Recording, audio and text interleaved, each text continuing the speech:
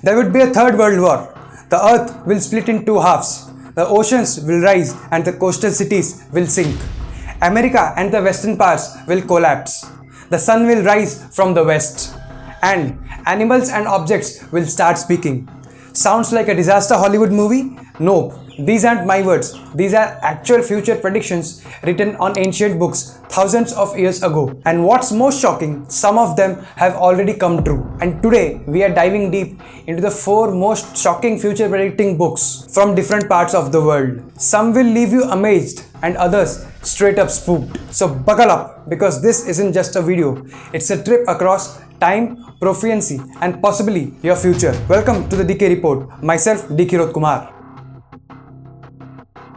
First comes the book which had the most accurate predictions in the past. It predicted many past events like the white skin rule on India, the British rule, the independence and the rise of India, and the rise of tricolor, the COVID-like pandemic situation, and the rise of China as a superpower and the threat to India was also predicted. Not only this, but the rebuilding of the Ram Mandir was also written on this book. But let me tell you about some shocking future predictions of this book.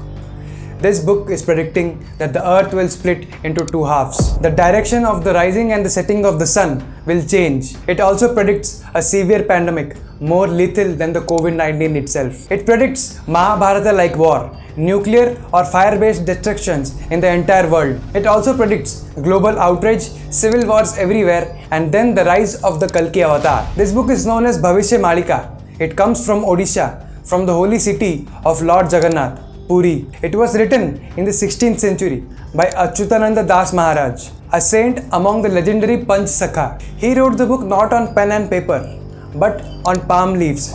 The language used to write this book was Odia. Poetic, mystic, and metaphorical tone was used to write this book. So next we head to Andhra Pradesh, where Pothaluri Veer Brahmendra Swami, a yogi with divine insight, wrote the Kalagnanam, or the knowledge of time. He did not die. He self-entombed himself and promised to return before the end of Kaliyuga. Shocking and unbelievable, right? But let's see his predictions. Insanely specific. He also predicted the British rule and the independent India, but his one of the astonishing predictions was the rise of trains, airplanes, and electricity. You wonder why is it shocking? Think of predicting these kind of things in the late 1600s. He also predicted the rise of corruption and corrupt people during the end of Kaliyuga. He predicted COVID-like pandemics and also predicted the separation of Telangana from Andhra Pradesh. His shocking future predictions also have some similarities with the Bhavishya Malika. He also predicted the splitting of earth into two halves, civil wars in India. He also wrote that the foreign rule may return to India and the sun may rise in the north. Third comes Hadiths. These are not just religious texts, but detailed teaching of Prophet Muhammad. But among them lie apocalyptic signs that match our modern world eerily well. It says people will speak to inanimate objects. You can see Alexa and Siri. Second predictions were the rise of skyscrapers in deserts.